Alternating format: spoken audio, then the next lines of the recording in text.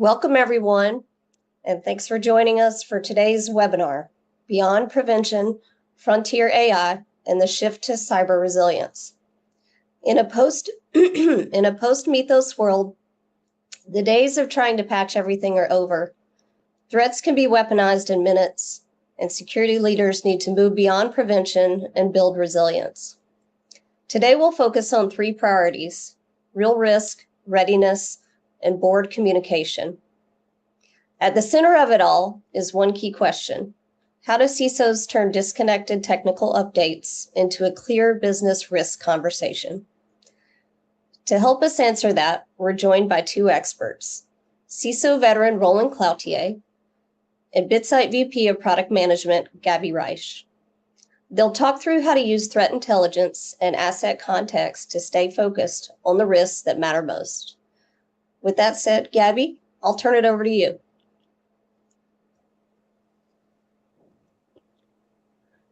Hi, everyone. Hello, and thank you for all that participating. Thanks, Kelly, for the introduction. And again, thank you all for attending this very important conversation between Roland and I. This session is about what is coming in cybersecurity, how we shift from prevention to resilience, how we prioritize the risks that actually matter, and how we communicate all of this to the board in a language that they understand and they will fund. We'll move through this topic in a few parts, and along the way, I'll be putting a few quick polls because we really want to read the room and get your views about the topics that we want to bring up.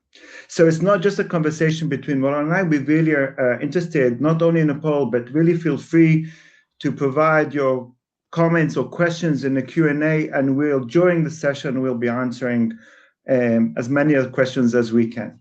So let's get into it, and I'm going to ask Kelly in the backstage to open the first topic that we want to discuss.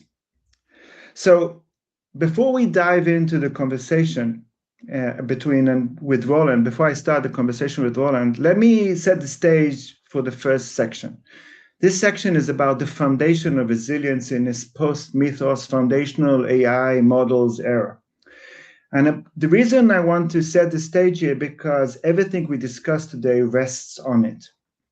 For years, our industry operated on a very comfortable assumption that perimeters are relatively stable, and if we patched on a predictable cycle, we could stay ahead of attackers. But this assumption has gone and has changed dramatically. We've entered, as Kelly mentioned, and I've also mentioned already, the post-Mythos reality. And it's defined by two brutal shifts. First, this explosion in sheer volume of vulnerabilities, and also the collapse in the time to exploitation. Just some numbers that I'm sure that you've heard, but the number of CVE records grew by 26% in the first quarter of 2026 compared to Q1 last year, and 18% compared to Q4 2025. According to the Verizon Data Breach Investigation Report, 31% of breaches now start with software vulnerabilities. VulnCheck reports that 29% of its own list of KEVs were exploited before or on the day that CVE was published. And last but not least, still what we're seeing is the average time to patch a higher critical vulnerability stays above about 50 days with about 50 to 55 days on average to patch. So this wave is something that we can't stop anymore. The question is whether we can learn to surf it. So in this part of our discussion, Roland and I will unpack this threat velocity issue, defining what is business resilience today and how do we measure that gap. But before we do that, I want to hear from you. And let's take the pulse of the room with our first quick poll. So the first quick poll is all about board and investing and investor engagement. And the question is it's all about cyber resilience. Is it a topic your board or investors are asking about? Yes, regularly. Yes, but only after major incidents or business events. Not yet, but I expect it to become a big topic. Or no, the conversation is still mostly about preventing breaches. And last but not least, I'm not sure. So let's wait a couple of seconds. Roland, are there any observations already, or we should wait? Well, when it started, I was like, I'm with you. 97% initially was, we're being asked regularly, and then it started to trend down a bit. I know that at some of these senior executive and board levels, there's a lot of conversation about resiliency, and I actually can't wait to get to that topic.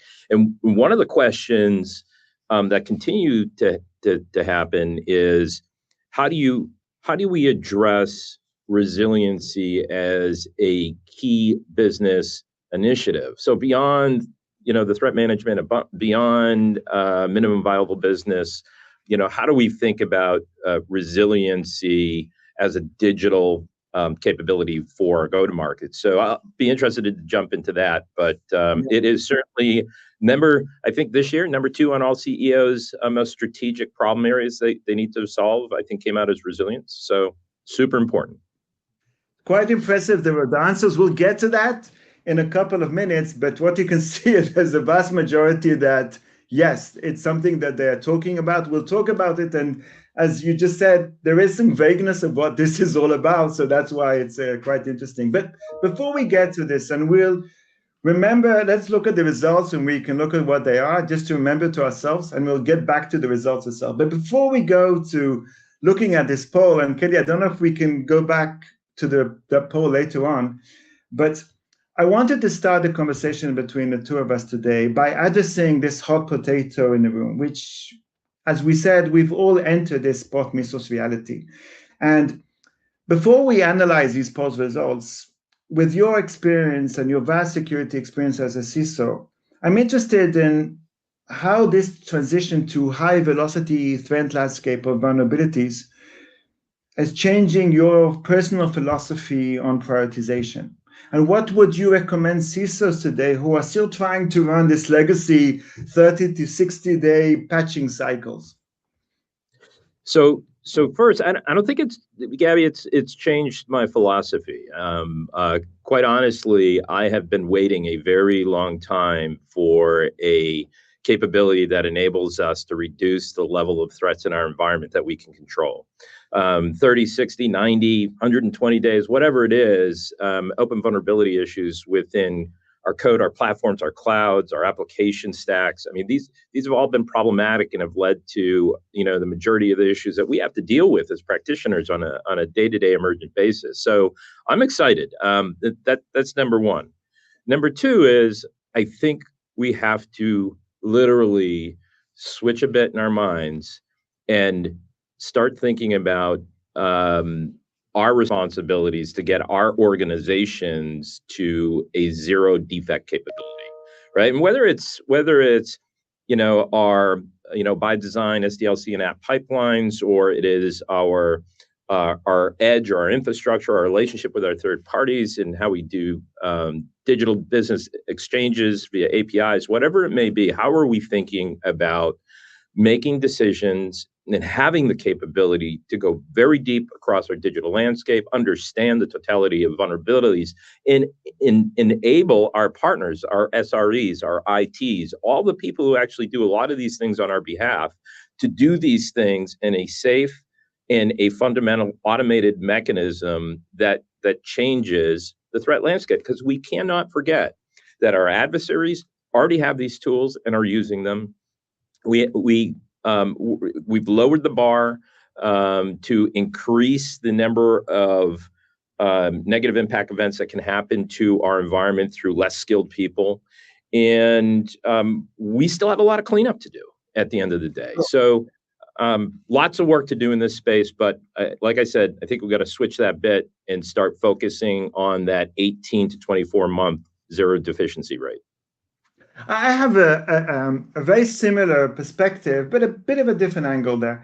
Because, one of the things that you just said, and I agree very much, I just came back last week from the Gartner Security Risk Summit, and the keynote there was one sentence that really got to me was, that we should always remember that this technology of AI, it doesn't just scale the attackers, it also scales us too. And that's what we should always remember, because whatever they have, we have better capacity and capabilities to actually build something out of it. So this is a fight that we can and should win, which means that we can recover, we can do it. And now, what does that mean? You know, with the past history in the past 15, 20 years in cybersecurity, I mean, looking at IT revolutions from cloud to mobile, it's exactly the same thing with what's happening with the frontier AI models. At the beginning, there's a lot of conversations of power, disruptions on how we're going to protect ourselves. And sometimes the reflex in industry is to basically existential crisis. But the bottom line is that we need to adjust and we need to use the technologies in our favor. And then every day, as we say, we will prevail. It sounds very bombastic, but we should prevail and actually use these technologies to our advantage also. I mean, Gabby, we know our environments, right? The bad guys don't. They may have understand some of the edge, and they can do some of the the basic TTP reviews across our architecture, but they don't know our environments. They can't react as fast as we can.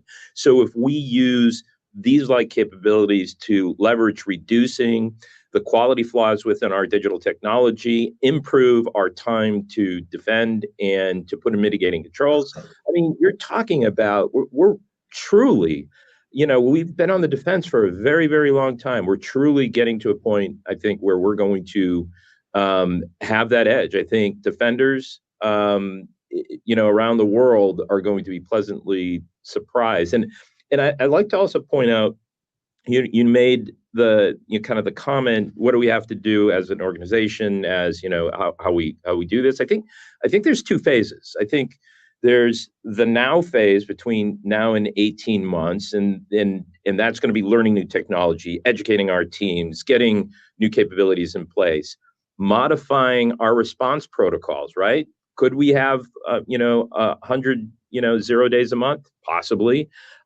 So we can't treat everything like a massive IR. We have to figure out a net new way to deal with emergent, urgent issues in our operations, so we don't drown our teams, we don't waste resources, and learn how to manage through this bow wave coming at us until we get our new capabilities in place. So lots to do, but honestly, I think there's two paths. One for the teams to learn their craft and be able to apply new technology, and the other one for leadership, accountability on me and my peers to make sure that our teams are ready and we have the operational wherewithal to manage through this. I think that we all agree that in the past 2 years, the world around us is changing. And I think that organizations that respond best are the ones that will separate and do that prioritization and actually separate this, to understanding where the real big business risks are from the loudest voices in the room. So maybe it actually brings us back to the poll. So if we can bring up the results of the poll, hopefully we can bring that up again. Perfect. So let's talk about it, because the two of us, we've accepted, and we all accepted that we can't stop every exploit in this new era. So the conversation has naturally shifted in industry from full prevention towards digital resilience. And we're moving to the problem, I think one of the main problems is that for many boards, resilience, while we see, yes, regularly the discussion about resilience, what we are also hearing is still a vague concept that they're struggling to tie to the bottom line. So, Roland, I wanted to ask you, let's talk about the poll results here. And specifically, how do you successfully translate the technical concepts of resilience into a business narrative for the board? And which specific metrics maybe help in actually building their confidence in any security program that you want to apply that will help in this world of resilience? Yeah, I believe that to begin with, to explain where I'm going to go here, is that there's a convergence happening. These new capabilities and technologies, I think, is going to change my job. Like, I don't think I'm going to be called a CISO anymore. I think I'm going to be called a, chief resiliency, security, and risk officer. I don't know what it'll be called in the future, but Okay. we're seeing Title. this emergence of cybersecurity, digital risk, and normalized risk, kind of in the same area. And so when you say that, you have to take a step back and say, well, when we talk about resiliency, what are those things? And there's a lot to there. There's obviously cyber and infrastructure resiliency, the digital infrastructure we're responsible for. There's design resiliency in our technology and business stack. There's people resilience.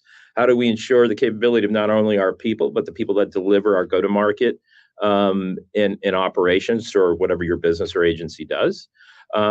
Code reliability resilience. How do we know if there's a change that our code will continue to work and drive our business? And even down to failure rate, how are we thinking about that? I heard that last week in London from Phil Venables when we were actually talking about this consolidation, and it was kind of an oh wow moment for me. That's how we have to talk to the board. It's not about cyber this and cyber that. It is about resilience. It's about how we design our business, how we enable our people to be resilient through change and through potential catastrophic issues, how we look at our code now as a resilient entity, if you will. And so we move the conversation down to cyber digital outcomes, which is the resiliency portion of our business. So I think that's how we have the conversation. But you kind of got me on what are the metrics. I'm a big believer in things like minimum viable business, minimum defendable business, right? And if I can articulate and show what those things are, and I can prove we can do those things, I think they become important metrics at a board level that will hold me and the leadership team accountable to ensuring that. But we'll move from failure rates, and we'll move from seeing bad guys and all the other metrics we've used for way too many years, and to really resiliency metrics. And what they are, I don't know. But I think some of the best ways for us to start is measuring our ability to deliver the capabilities we've committed to our customers. I wanted to ask you, Ron, about the results here, and no offense to anybody here, but 21, almost 20% are either saying, no, it's not happening, we're not talking about resilience, or we're only talking about it after major incidents, so it's a very much a reactive. Why do you think there's still, because if it's happening, we're looking at the data, the vulnerabilities, the time to exploit, all of the data is there. It's not just marketing. So why do you believe that there's still 20% that are not sure? Is that because of the translation of what resilience is all about, or maybe they have other priorities right now in their security programs?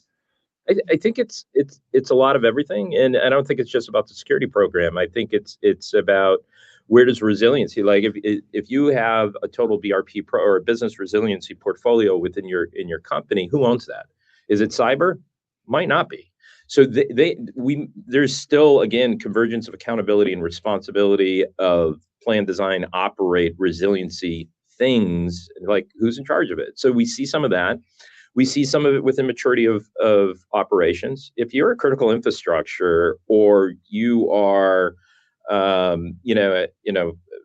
financial, or any of the, the larger multinationals, you've probably heard about resilience. If you're a public company, you probably have heard about resiliency at a senior executive level. But as that translates into senior operators within our teams, leaders across technical and dev environments, are they hearing that as a high priority operationally? And that's the problem. That's where we fall down, is that we don't discuss resiliency as our ability to operate across functions. We talk about it in crisis management and business continuity and impact assessments and disaster recovery, but we're not talking about the totality of operations that is our business. So there's probably a maturity issue there as well. So lots of different reasons, but I'm still, it's almost 70% is saying, yeah, we're getting pounded on to start thinking about resiliency.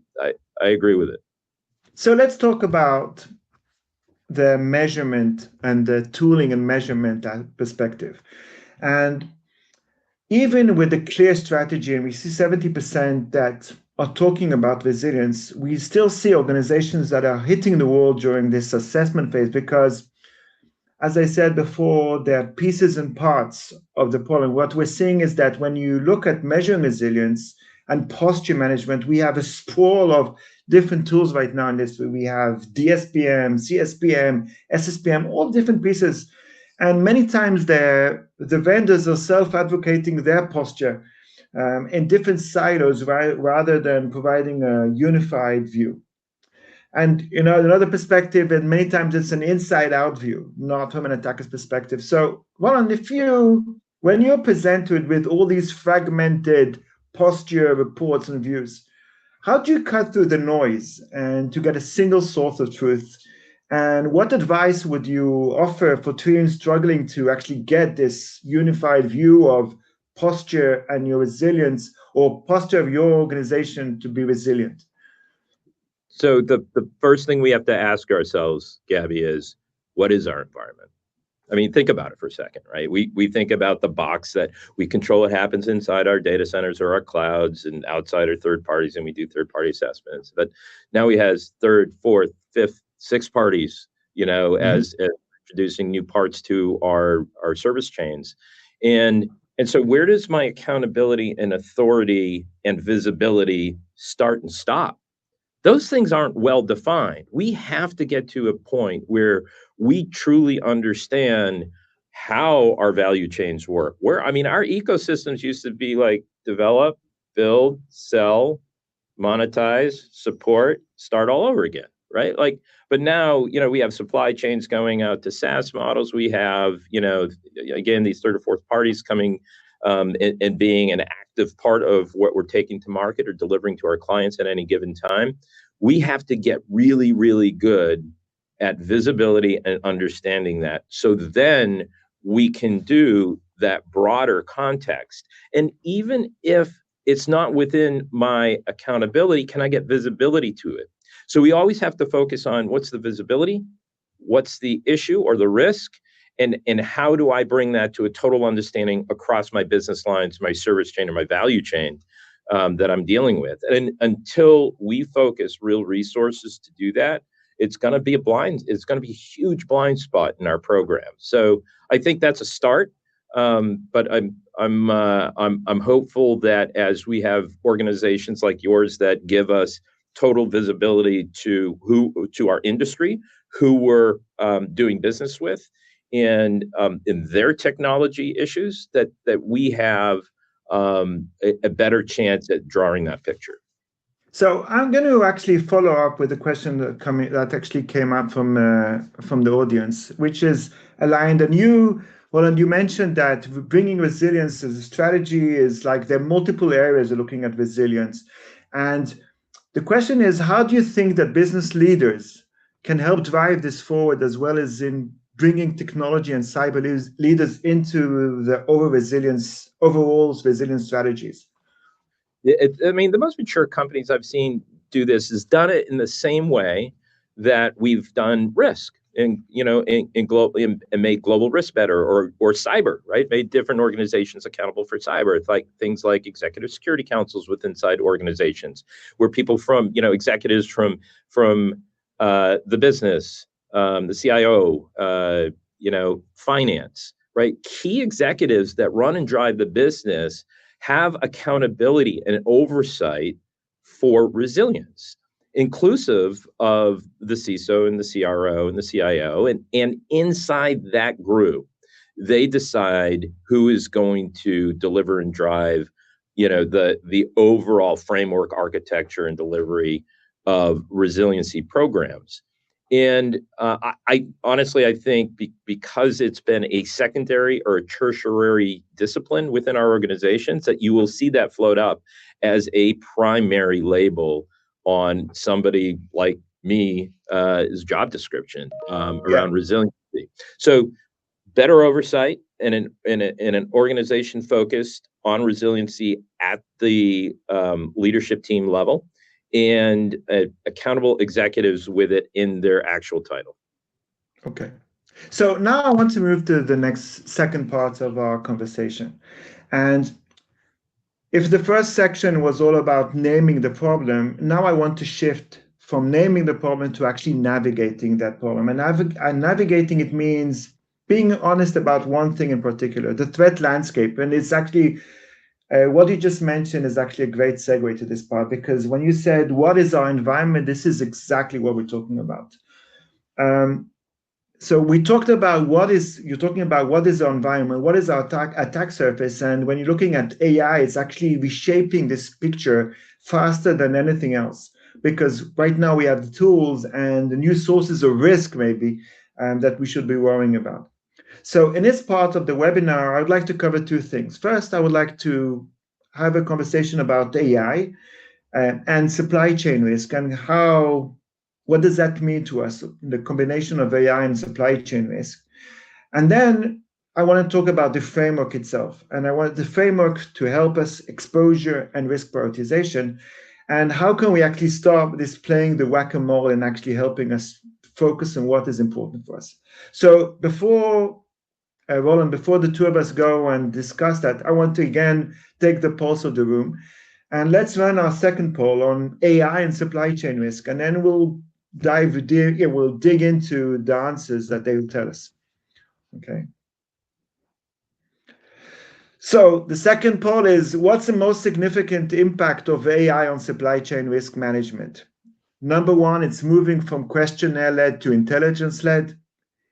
Number two, it's managing the new risk created by vendors that are using AI, lowering our tolerance for exploitable exposure in the supply chain, needing to look beyond third parties to fourth and fifth parties right now, or we're still figuring out the impact? Okay. That is a hard poll, Gabby. Yeah, because to some extent it's all the above. It really But is. what's the most? That's what I meant. Yeah, what's the most? That we'll see how it goes. Yeah. Yeah. It's interesting because you're actually seeing great companies being created in this space to be able to evaluate the AI chain down your supply chain, which is really important. I think we're gonna see a lot of that type of innovation, but I'm itching to get at the questions associated with how does this change how we do assessments and things of that nature, because I think that is the most dynamic, urgent, and actionable thing today that organizations. Completely. Okay, so let's start and let's talk about what the poll just told us. And there may be, to add to this poll, two statistics I think that are very, very important there. So in the Gartner CISO role-based survey of 2026, 53% of the surveyed organizations, they ranked that attackers are using AI among their top 5 threats. So one of the top 5 threats is attackers using AI. The second stat that I want to mention is that 40% of the same surveyed organization ranks supply chain related attacks among their top 3. So the combination of 40% say the supply chain top 3 with 53% of the same organizations ranking AI as the top of the top 5, very interesting. So Roland, looking at how the room voted, where do you land? Is the security questionnaire that we used to work based on this, is it effectively dead? How should we be looking at our security risk programs or third-party security risk programs? What you see here, where do you land here? Where would you vote? This is tough. So you asked the question with regards to AI. So I think I don't. If it were a black and white answer, I don't think I'm too far off the median here on the group on saying we have to look at, if it's about AI, then how AI is used in our business process and how that downstream is impacted. However, when you just rephrase that question, you said what changes. Everything changes. I mean, organizations that have manual risk processes in 12 months from now are really going to be on the losing side. I've heard CISOs, and I've heard CISOs for 8 months now telling their teams that, and telling their risk organizations, your job needs to change. Here's what I expect. And we already have amazing capabilities to consume data, to understand our threat surface and our business digital environment.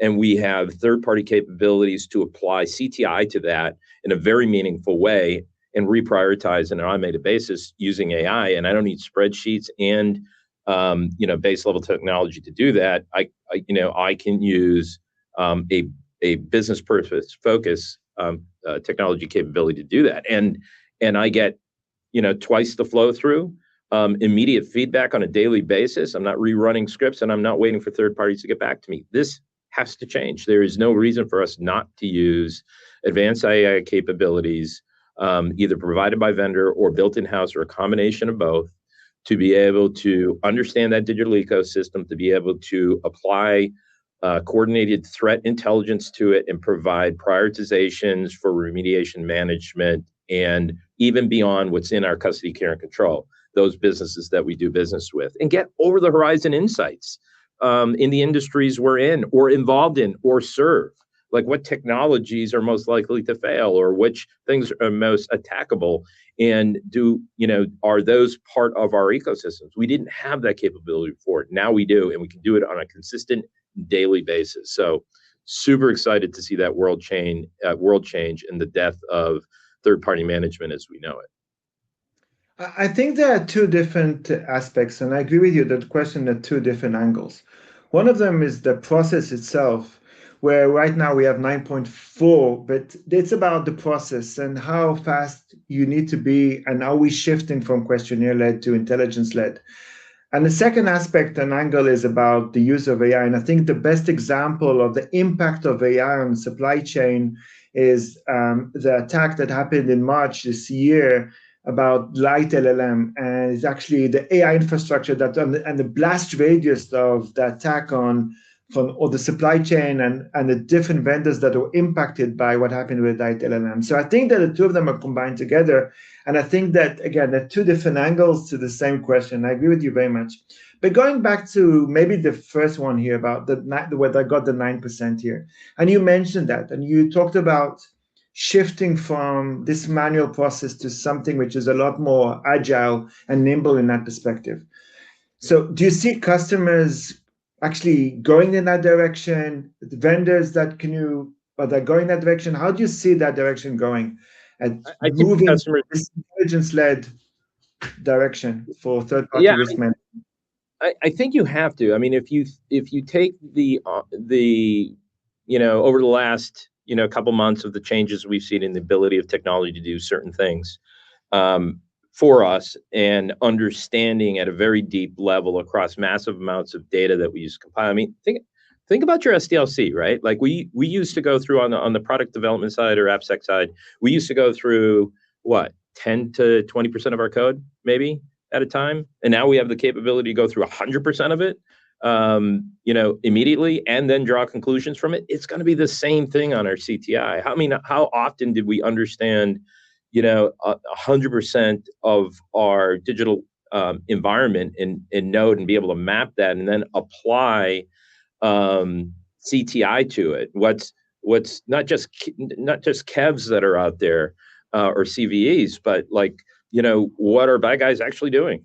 Who are they targeting and why? And what's actively available in the black market to target me, my business, or my customers?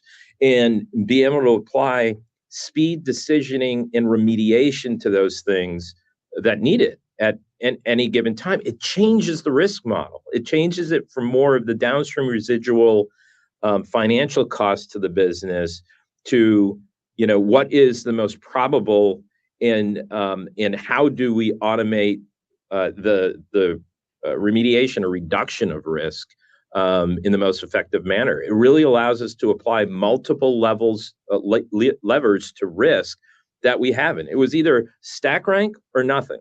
And now we're saying, no, we can apply levers as necessary based on the real impact or threat to the business.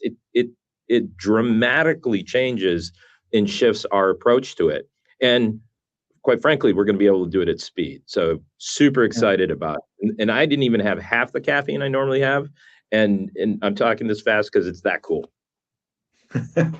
So it's actually interesting, and I wanted to talk about the answer that got the less votes. But I think it's also important because you mentioned the fourth and the fifth party, and when looking right now and resilience,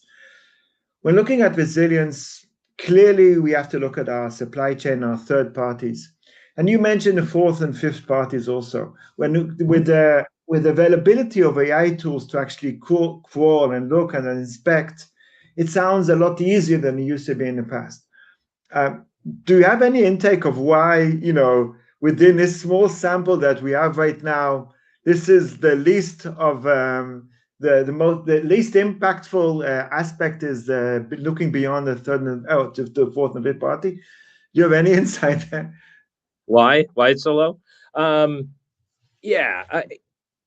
Because I don't think it's been available before, Gabby. I mean, I think people in many cases didn't know that someone could map my external digital partnerships and provide insight into the security of those partners, right? Like we've scored our partners or our third parties forever, but people didn't realize that we can actually apply digital insights and through very specific capabilities and connection analysis, across the internet, understand who we have relationships with and why, and what type of technologies, then apply the CTI to that and get a better answer. So I think that's more of an awareness thing, and quite frankly, people are finally starting to come back and say, I need to apply resources to be able to understand my total digital environment. Because what do we get? We get an IT outposting of a CMDB or 20 CMDBs. And then we get access to our repos on what code we have.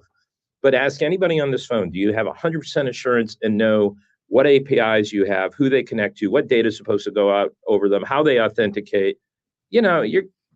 You're going to get an honest hell no answer. And so I think now that these things are becoming true and we're able to apply that with that external landscape, what is my business beyond my four walls? This brings a lot of opportunity, excitement, and changes how we think about defending and making decisions about protecting our businesses. I very much agree. And I think that the role of AI in this issue and that space is actually how do you make sense of the volume of data? So I think that the fourth and the fifth party is super critical, but the most important thing is how do you use and embrace AI in a way that you're not just drowning and are not dumping the data on the customers, but on the CISOs, but actually how do you distill this amount of data in a way that is actually something that you can actually understand, you can comprehend, you can actually take action upon. And I think that's the role that AI must take in the industry in order to provide these insights in a very, very clear way. Yeah, I think if you don't do that, don't do it, right? I mean, if you're trying to do this in some obfuscated, automated way internally without using AI purposely built for creating that linkage and understanding and doing that hard work underneath, you're going to end up being, back to spreadsheets and trying to figure stuff out in a very manual way. And it's not necessary. So I think AI solves the problem of deep understanding, connection analysis, context, and then applying that security knowledge on top of it and doing things we couldn't even consider with a 25-person risk team or 100-person risk team in a year, and we'll be able to do that very quickly. So again, super excited. So this is actually a great segue to the next question, and we're talking about navigating the threat landscape, and we both agreed that that the main issue is the sheer volume that we have. And with that big volume that we have and understanding that our environment is wider than just our first party, it's third party, maybe fourth and fifth party, The question is, how do we systematically decide what matters? At BitSight, we've adopted the model from Gartner that talks about exposure and threat-informed risk prioritization, which combines threat intelligence for relevance, asset context for business impact. We're using data science for the likelihood of a specific threat, and then we're using control assessments for the feasibility and validation. And it's all about that, what you said, stopping this whack-a-mole patching and moving towards some kind of a predictive, systematic way of prioritizing. So talking about relevance, talking about impact and business impact, the aspect of likelihood and feasibility and validation maybe. My question to you, Roland, what is the most or the biggest blind spot or the biggest challenge out of the four of them? Understanding some threat intelligence, we talked about asset context, data science capability of understanding the likelihood, and understanding, assessing your controls and your efficacy of your controls. What's the blind spot today or the biggest challenge right now for modern security teams, and how do you suggest that we address that? Can I at least do two, man? You asked a lot of questions, Gabby. Sure. So I would, so first of all, I'll take a stab at a black and white answer. I think context is problematic for security organizations, practitioners, and even risk practitioners today across the board. And I say that because it's business context. Is what does that do?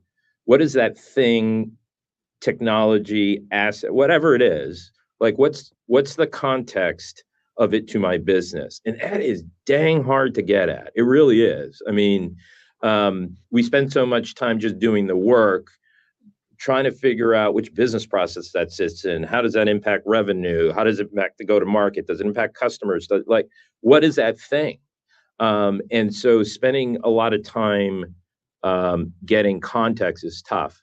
But the second thing is, and you didn't say it, but there's a lot of elements there, and tying all, you have to use all of those elements to do it right, and tying those elements together, that's the hardest part operationally, right? How do I take, understanding what my asset is, the context and relevance, which is kind of damn close to the same thing, applying an overlay of CTI onto that, and then put that in an output way that I can understand. That's really hard.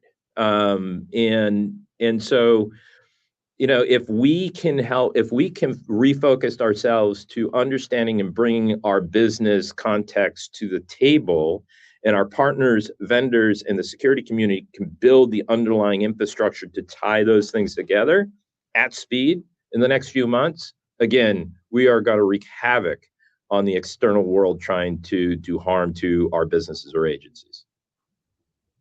Okay, so we have time for the last part of our webinar. I think that's super, super important. That's about communication. So far today, we discussed the threat landscape, how to navigate it. We talked a bit about prioritization. We talked about this vast attack surface, which goes and stretches beyond our own walls into the third party.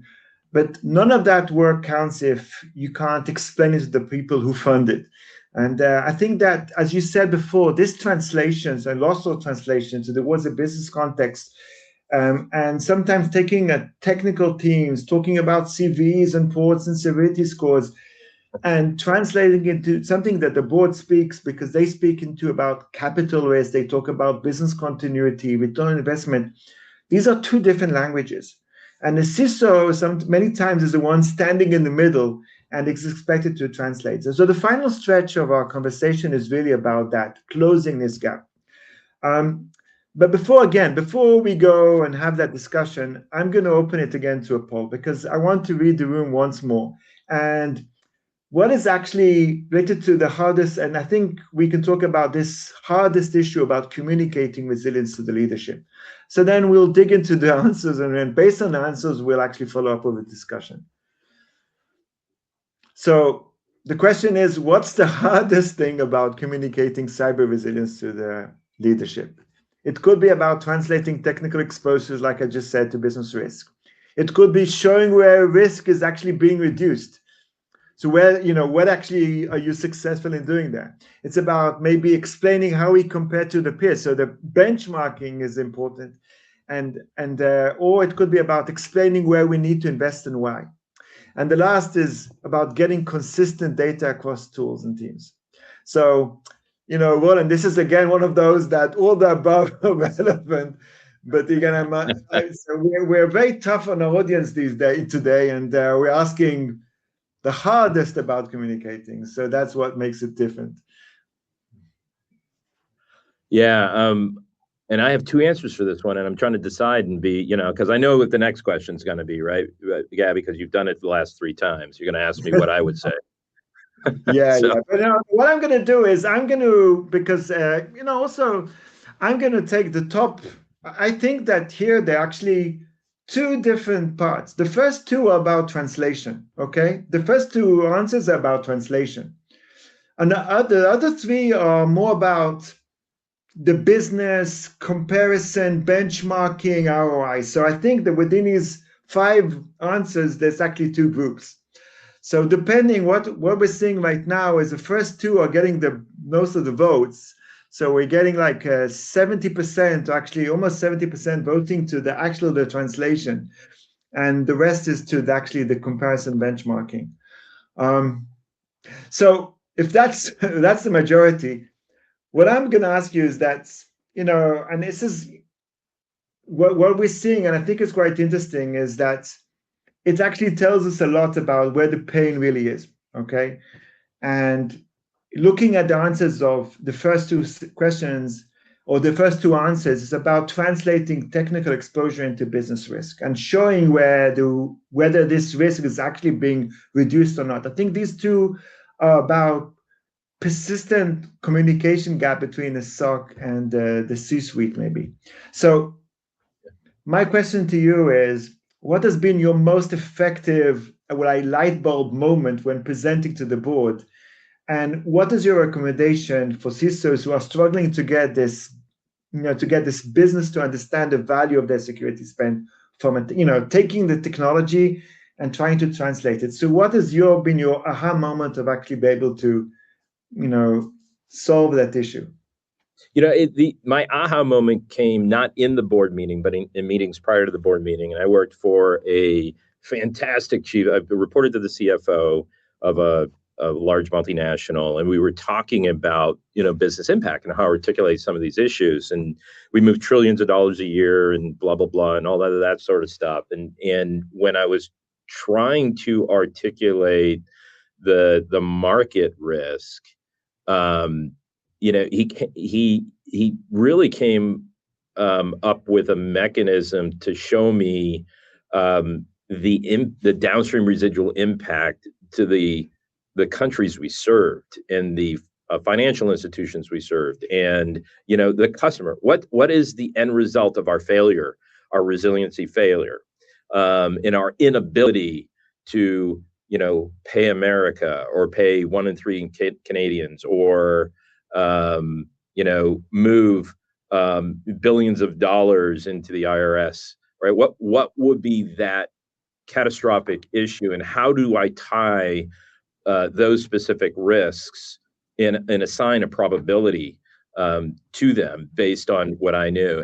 And when he explained it in that way, in much more eloquent terms than I just did, because he was wicked smart.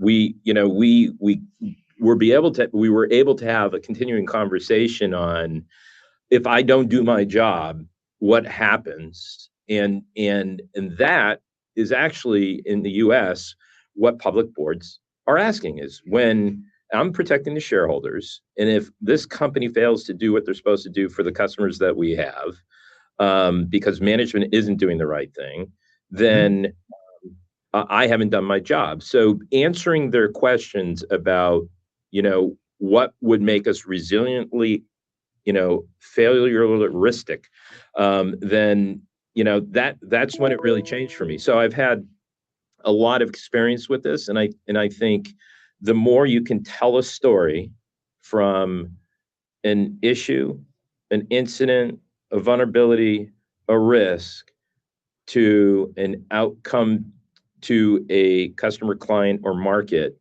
the easier it is for the board to understand it, hands down. As you've noticed in these three polls, I always look at the least voted, and I always have questions on the least voted. So I'm going to ask now on the least voted, because to me, to a large extent, no board meeting is complete without the question that somebody will ask, how do we compare? Because at the end of the day, it's always being a bit faster than the slowest in the pack. And when we see here the result, I'm still very, very curious about benchmarking and the importance of benchmarking. And my question to you is, how do you recommend CISOs actually use benchmarking to really influence the aspects of resilience? How or communicate this resilience to the board? Is it something that we should look from a measurement perspective? What's the best way? And from your experience, benchmarking data as a good conversation, is that something that you've done as part of your conversations with the board?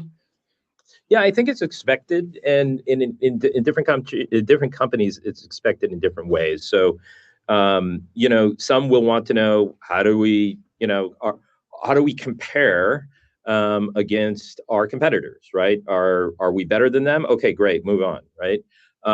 Other people want to understand the totality of how we compare within a industry or within adjacencies.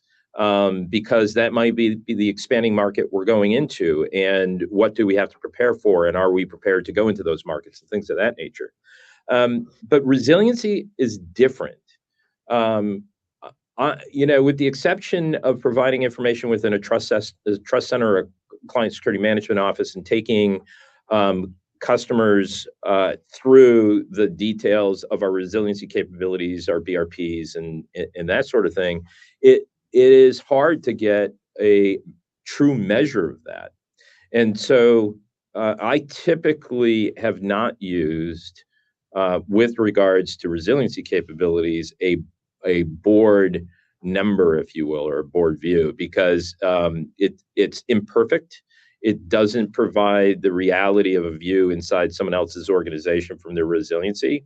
I'd rather show them our capabilities against our revenue streams, our market commitments, and our regulatory commitments. So my focus at a board level is more about what we need to do to remain relevant, protected, trusted in all of those areas I mentioned, using resiliency as a primary factor to achieve that. Okay, that makes sense. So maybe we have a couple of minutes, and we'll take some questions, final questions for the audience, but maybe some closing thoughts here. And as we wrap up our chat, I really wanted us to leave the audience with some concrete action plans related to operationalizing digital resilience in this era. So my question to you, Roland, if we could leave, or we could only, if the audience could do only 5 things tomorrow morning, what would they be? If you're starting a new CISO role tomorrow, what would you tackle in your first 90 days as related to where we are right now? What are the 5 things that you would recommend we do? That's a great question. I like this one. I wasn't expecting that one. Okay, so 5 things to tackle resilience. Number 1, I would take stock and inventory of our digital environment. I would want to understand what we can see, what we can't see, why we can't see it.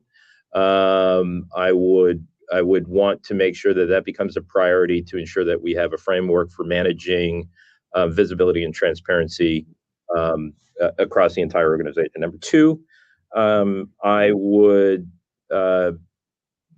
want to understand our existing business resiliency processes, right? So what do we look at what level do we go to, and understand how that works across digital risk, cyber risk, or cyber resiliency, and business resiliency in general, to make decisions on what we need to do there.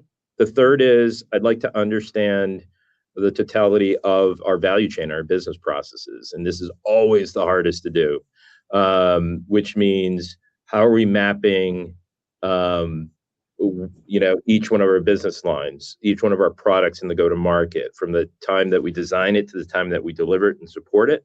What are the systems and fundamental underlyings of that? And I would educate myself on what that means financially to the business, right? Like if you're a $10 billion company, that one's 5, that one's 2, that one's 1, and that one's 1, or whatever it is. How do you think about it? And so you can make good decisions. The third is start to collect, if there isn't a good understanding of our threat posture against our existing business digital assets, start to do that. So what don't I know? I mean, other than vulnerabilities, I care more about what can happen because of those vulnerabilities, who's interested in my business, who's looking at my business, what has happened to other organizations, right? I want to apply that threat context to that information so I can start making prioritized decisions. And then, I guess fifth is instrument actionable capabilities through automation to identify, remediate at machine speed, and validate our assumptions through the use of advanced technology. That's, I think, if I had to say 5 things real fast, because you only gave me a couple minutes. That's perfect. So if I would give you 10, you would tell me, but that's really, really perfect. You mentioned number 1, to map your inventory. Number 2, to understand your business resilient processes. Number 3, to understand the total value chain and mapping the business lines. Number 4 was mapping the business posture and understanding the business posture and the business processes behind that. And number 5 is automation. And so number 4, sorry, was mapping threats to business posture. So actually combining the two together. And number 5 was about automation and using AI, if I may, to actually build automation onto these processes. I think these are really, really important and I think very, very good takeaways. And with the time that we have, maybe we'll open it to if there's some final questions there. Let's see if there's some final questions from the audience before we have to wrap up.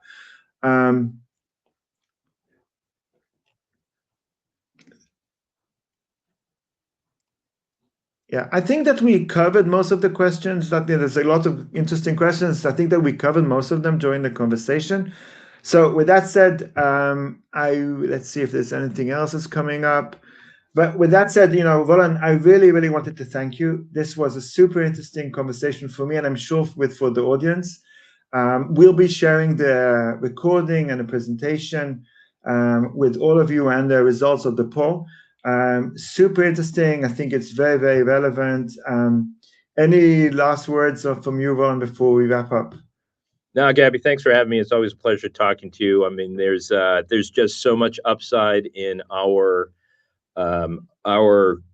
industry today. It's fun, but buckle your seats. The next 18, 24 months are going to be one hell of a ride.